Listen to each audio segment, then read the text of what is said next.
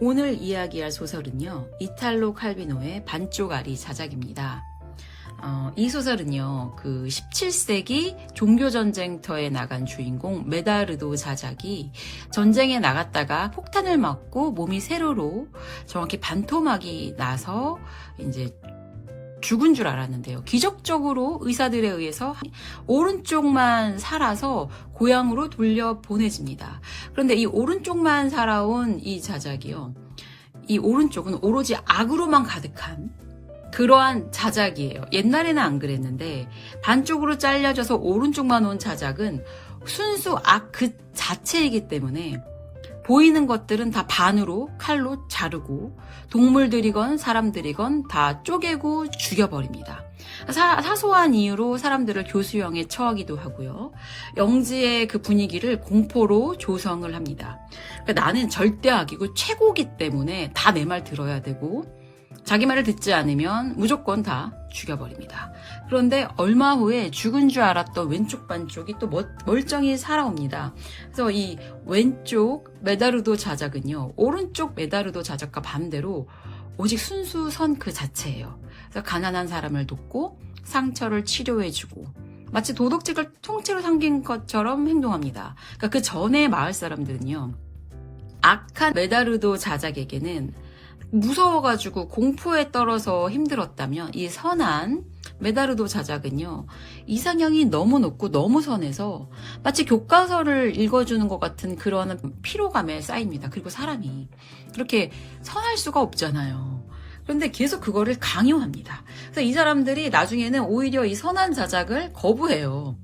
이게 참 그렇게 갈수록 좀 웃긴 그 상황이 벌어지는데, 이 주인공 메다르도 자작 반쪽짜리가 서로가 한 명이 악을 행하면 한 명은 그 상처를 봉합하고 그 악을 다시 수습하는 약간의 역동적인 느낌을 주는 그러한 소설이에요.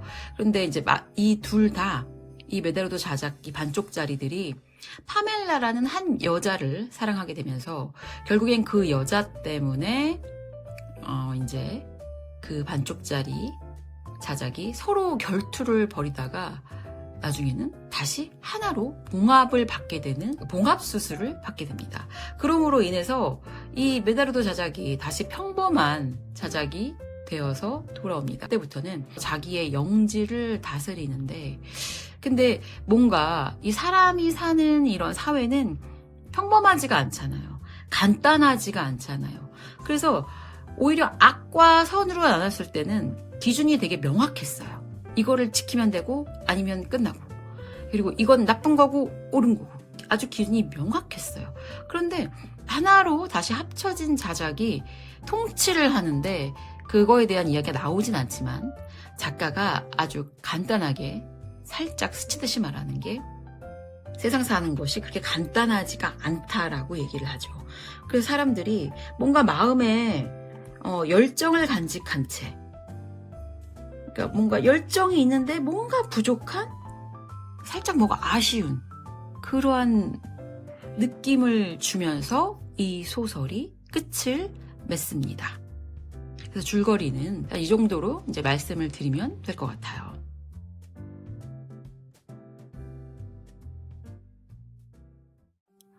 이 소설은요, 얄팍한 그런 표면적인 줄거리만 가지고 이해를 한다면 극단적인 선과 악에 대한 이야기로 그냥 아니 이건 맞지 않지, 그냥 선과 악에 대한 이야기인가? 라고 이렇게 결론을 그런 식으로 낼 수가 있는데, 이 소설은 그런 소설이 아니에요. 그리고 처음부터 끝까지 어떻게 보면 그 유머라는 관점이 없는데, 저는 제가 항상 소설을 읽을 때 가장 중요한 부분이 그 유머 코드거든요.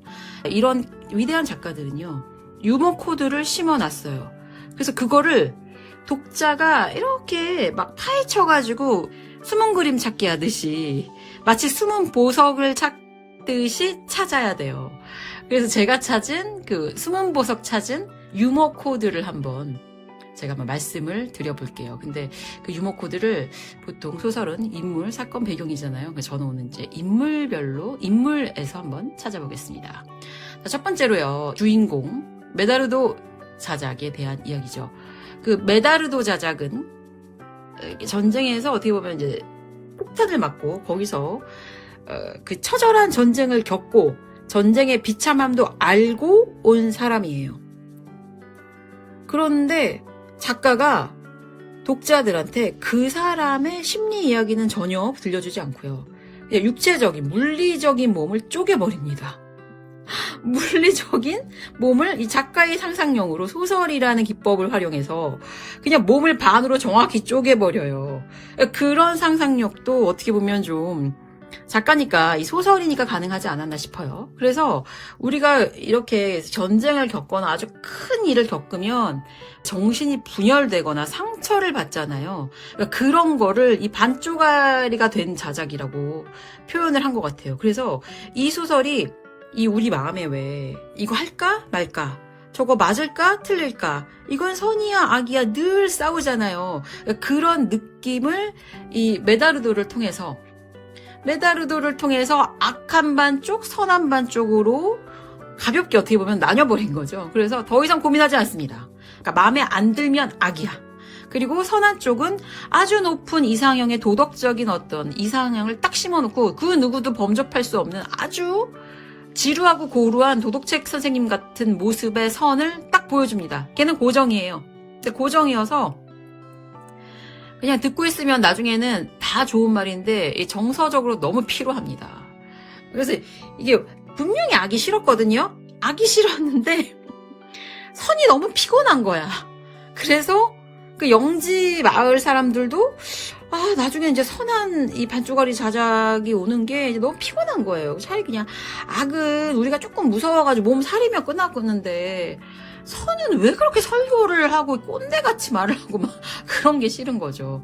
그래서 이제 그런 이제 인물, 이렇게 인물을 또 보여주고요. 이 칼비노라는 작가가.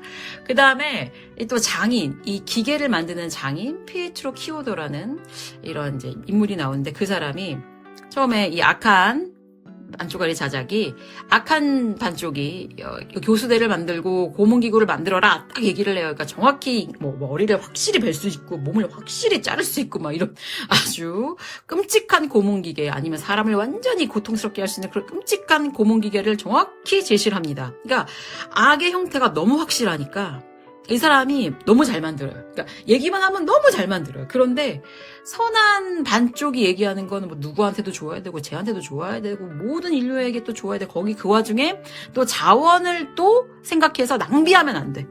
그러니까 한 명한테 좋으면 되고 또 여러 명한테 좋아야 되고 또 그 와중에 자원을 낭비하지 않기 위해서 한 번 이거를 작동했을 때 여러 기능도 다 같이 해야 돼. 하나의 기능만을 위해서 걔를 작동하는 건 너무 에너지 낭비이기 때문에 한 번 작동할 때 여러 사람들과 함께 움직일 수 있는, 그러니까 이제 그런 거를 아무리 그 테크닉적으로 뛰어나도 만들기가 힘들다는 거죠. 그래서 이 장인도 나중에는 잠깐만, 내가 이거를 이렇게 악을 처음에 만들 때는 막 양심에 찔리고 힘들었어요. 그런데 선한 자작의 말을 듣고 있고 막 만들다 보니까 이게 수치가 뭐가 정확히 안 나오고 그러한 기계가 안 만들어지는 거예요. 그러니까 이 사람이 나중에 아니 나는 지금 장인인데 내가 왜 그렇게까지 해야 되는 거야. 나는 정확히 만들면 되는 거잖아. 그러니까 그 잔인한 기계를 더 열심히 잘 만들고 거기에서 쾌락과 희열을 느낍니다. 그죠? 그것도 좀 우리가 생각해 볼 부분이에요. 그리고 여기서 또 중요한 인물이 트레일론이라는 의사가 나옵니다. 이 사람은 이제 영국 출신의 의사예요. 그런데 의사인데 의사로서의 역할을 하는 모습이 거의 없어요. 그러니까 아픈 사람들을 이렇게 치료해 주거나 질병든 사람들을 감싸주는 그런 인물이 아니고 인간을 일단 혐오하고요. 오히려 동물들을 치료하는 걸 좋아하고, 결정적으로 이 사람은 환자를 돌보러 다니지 않아요. 도깨비 불을 찾으러 다닙니다. 그러니까 무덤에 나타난 도깨비 불에 관심이 많아서 그냥 도깨비 불만 찾고 다닙니다. 누구보다도 가서 이성적이고 현실적이어 하는 의사가 허황된, 어떻게 보면 되게 환상적인 도깨비불, 무덤에서 푸른 빛에 도깨비불을 모아서 그거를 자기가 그걸로 뭔가를 만들고 싶다라고 계속 약간 환상적인 허공에 떠 있는 듯한 느낌으로 그러한 인물이에요. 그런데 마지막에 이 사람이 이 사람이 그 반쪽짜리 자작을 하나로 봉합을 해주는 아주 중요한 역할을 합니다. 그리고 이 사람은 여기에 정착하지 않고, 물론 처음에도 이 사람이 여기 이 마을의 사람이 아니었어요. 그러니까 어떤 배를 타고 왔다가 이제 어떤 난파된 배에서 여기로 떠내려온 건데, 이 사람이 다시 배를 타고 이 마을을 떠나버립니다. 그러니까 이 사람은 처음부터 이 마을에 정착한 사람이 아니에요. 그리고 어떤 문제든지 회피를 했었고, 의사인데 되게 책임을 회피하는, 그래서 이 마을에서 뭔가 정착하지 않은 그러한 인물로 나오다가 결정적인 역할을 하고 떠납니다. 그러니까 이 사람이 없으면 이 반쪽짜리 자작은 하나로 합쳐질 수가 없었을 거예요. 그러니까 그런 것도 우리가 한번 생각을 해봐야 한다는 거죠. 마지막으로, 한 명이지만 반쪽으로 나뉜 자작이 파멜라라는 여자아이를 둘이 동시에 사랑을 해요. 그래서 둘 다 이 여자의 사랑을 얻기 위해서 구원을 합니다. 그러니까 청혼을 해요. 청혼을 하는데 서로가, 그러니까 이 파멜라는 양치기 소녀고 동물들하고 교감하고 친구가 없는 것 같아요. 이 소설에 보면 파멜라는 친구가 한 명도 없고요. 한마디로 숲속에서 그냥 노숙을 하는 양치기 소녀입니다. 근데 엄마 아빠가 있는데 엄마 아빠가 부모인데 부모 역할을 하지 못하는, 어떻게 보면 고아처럼 자라나는 그러한 여자아이인데, 이 반쪽짜리 자작이 어쨌든 이 소녀에게 뭔가 매력을 느껴서 둘이 동시에 청혼을 해서 이 여자를 서로 갖기 위해서 싸우다가 서로 몸에 상처를 내고, 그래서 그 일로 이 반쪽짜리 자작이 하나로 보감을 하게 되는 수술을 받음으로써 비로소 평범한 인간으로 돌아갈 수 있었다라는 내용을 가지게 되는 그러한 이야기의 그 중요한 매개체로서 그 파멜라라는 소녀가 나옵니다. 그러니까 이 소녀는 약간 제가 보기엔 정상적인 느낌은 아니고요. 뭔가 사회성이 많이 결여되고 그냥 노숙을 하는 그런 아이로 나와요. 그리고 엄마 아빠도 뭔가 엄마 아빠 같지가 않고, 이 딸 아이를 방치하고 이용해 먹으려고 하는 사기꾼 같은 부모님의, 그러니까 어떻게 보면 부모님이 없이 혼자 대자연에서 친구도 없이 맨날 양이랑 소랑 친구를 이렇게 맺고 살았던 그러한 자연인에 가까운 모습으로 나오는 여자 그 상대 인물입니다. 그러니까 소설 속에 보통 여자들을, 그러니까 주인공이 사랑한 여성들은 보통 아름다운, 이 사람이 자작이니까 그래도 어느 정도는 예쁘거나 뭐 그런 느낌으로 나와야 되는데, 여기서의 파멜라는 그런 느낌이 아니고 더럽고 야생에 가까운 그러한 이야기로, 그러한 인물로 그려집니다. 그래서 이러한 여러 가지 요소들이 이 소설을 읽으면서 우리가 좀 그 이면에 있는 것들을 들여보게 해주는 그러한 것들을 작가가 넣어주지 않았나. 저는 이제 그런 생각을 했어요. 그래서 여기서 말하는 악과 선, 어떤 완벽한 기준에 의한 악과 선이 존재하는가? 나한테 이익이 되면 선이고 나한테 손해되면은 악인가? 그죠? 근데 인간 사회는요, 같은 말을 해도 그 말이 어떨 땐 악이 될 수 있고 어떨 땐 선이 될 수 있잖아요. 그러니까 이 소설은요, 하나하나를 다 분절시켜놨다라는 생각이 들었어요. 그러니까 장인인데 손기술만 뛰어난 장인이고요. 의사인데 의술에는 관심 없어. 의술에는 관심 없고 이런 잡스러운 것들에 관심 많은 의사. 그죠? 그리고 자작인데 분절돼서 이 영지를 다스려야 되는데 반쪽이 나가지고, 그리고 전쟁을 갔다 와서 마음의 상처를 얻은 게 아니라 몸이 분절돼서 온 자작. 그리고 여기에 또 이제 제가 따로 얘기를 하진 않았는데, 어쨌든 약간 이교도들의 이야기도 나오는데, 거기에서도 이 작가가 살짝 그 위근호나 나병 아이들이 나오는, 나병 환자들의 이야기가 나오는데, 거기서도 물론 이 작가 칼비노가 독자들한테 분명히 하고 싶은 말이 있었던 거죠. 그래서 저는 이 소설을 읽으면서 이 반쪽짜리 자작이 선과 악으로 나뉘면서 계속 뭔가를 행동해서 이 소설이 약간 살아있다라는 느낌을 받았고요. 그리고 그 모든 사건들과 인물들을 통해서 우리가 어떤 현상을 바라보고 선과 악이라는 거를 기준을 정할 때 인간은 맥락 속에서 잡아야 되는 거잖아요. 그 맥락 안에서. 어떤 흐름 안에서 우리가 판단을 해야 되는데 어떤 이념이나 신념, 그 상황에 딱 갇혀버리면 거기서 결론을 내버리면 너무 코앞의 것만 보게 된다는 거죠. 그러한 인간들의 어리석음을 아주 재밌게 진지하지만 속으로는 약간 비웃으면서 이 소설을 쓰지 않았나. 네, 저는 그런 느낌을 받은 소설이었습니다. 그래서 제가 이 소설을 한 줄 평을 감히 말씀드리면 완벽하지 않아서 완벽한 인간들의 이야기. 저는 이렇게 얘기하고 싶었어요. 그러니까 선과 악이라는 아주 그 무거운 주제를요 가볍게 만들었어요. 제가 보기에는 이 작가는 표면적인 것들, 보이는 것들로 가볍게 얘기를 해서 저 독자들에게 우리의 생각을, 입체적인 생각을 하지 못하는 너희들의 삶이 이런 거야 라고 보여주는, 저는 그런 느낌을 받은 소설이었어요. 글쎄요, 제가 느낀 소설은 저는 어쨌든 그렇게 받았는데 또 어떻게 읽으실지는 모르겠는데요. 그리고 이 소설에서 또 좀 약간 저가 인상적이었던 것들이 새가, 그 앞부분에 새가 나와요. 그러니까 새는 자유롭게 날아다니고 뭔가 이렇게 평화로운 느낌의, 새 하면은 창공을 가르고 힘있게 나르고 자유롭게 나르는 어떤 자유로움을 얘기를 하는데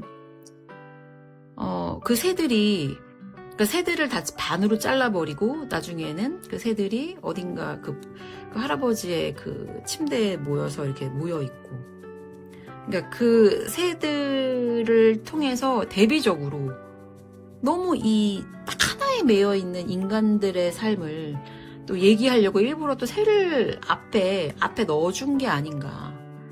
예, 좀 또 그런 생각을 했었고, 그리고 마지막에 이 소설의 주인공이 나라는 그 소년 조카인데, 이 아이가 뭐라 그러냐면요, 이 소설에서 이제 그 자작이 하나로 돌아와서 정상적으로 영지를 다스리는데 뭔가 이제 큰 문제 없이 잘 마을이 다스려지지만 알 수 없는 공허함, 부재감을 느꼈다는 거죠. 그러니까 뭐라고 말하면, 나는 완전한 열정의 한가운데 있으면서도 항상 부족함과 슬픔을 느꼈다. 이런 얘기를 해요. 그리고 한 인간은 자기 자신을 불완전하다고 생각하는데 그것은 그가 젊기 때문이다. 그러니까 자기 자신이 아직 불완전하다고 느낀다는 건 아직 젊다는 거죠. 그죠? 그러니까 그런 얘기를 해주고 싶었던 것 같아요, 작가가. 그러니까 인간은 내가 완벽해라고 느끼는 그 순간 이미 늙어버린 거야. 이미 늙은 거야. 그러니까 나이가 많아서 늙은 게 아니라 너네들이 생각을 그렇게 하면 늙어버렸다는 거지. 오히려 반쪽짜리 자작을 통해서 생각을 유연하게 하라는 어떤 그러한 이야기를 담은 소설이 아니었나 생각을 해봅니다. 그래서 가장 위대한 소설은 가장 사소한 거에서 발견될 수 있고, 그죠? 그러니까 불완전하기 때문에 완벽한 거를 우리가 느낄 수 있고, 그러니까 이런 어떤 반어적인 느낌, 아주 반어적인 표현을 느끼실 수 있을까? 글쎄요. 제가 아까 앞서서 얘기했듯이 얄팍한 느낌으로 겉핥기만 본다면, 겉핥기로 소설을 본다면 이거는 아무런 재미도 없고요, 교훈도 없습니다. 너무 뻔한 소설이에요. 그런데 이 소설의 속뜻이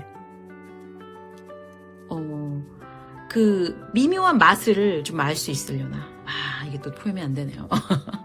네, 어쨌든 오늘은 제가 이 반쪽짜리 자작, 이탈로 칼비노의 반쪽짜리 자작을 가지고 이야기를 해보았습니다. 네, 소설이 보이는 게 다가 아닙니다. 소설의 이면에 있는 것들을 찾아내는 게 독자들의 재미인 것 같아요. 그러니까 내가 대놓고 재밌어 라고 하는 책은 사실 좀 유치하죠. 그래서 고전이 좋은 것 같아요. 저는 약간 이런 비슷한 류의 소설이 톨스토이도 되게 가볍게 얘기했는데요. 그 속에 담고 있는 거는 절대 가볍지가 않거든요.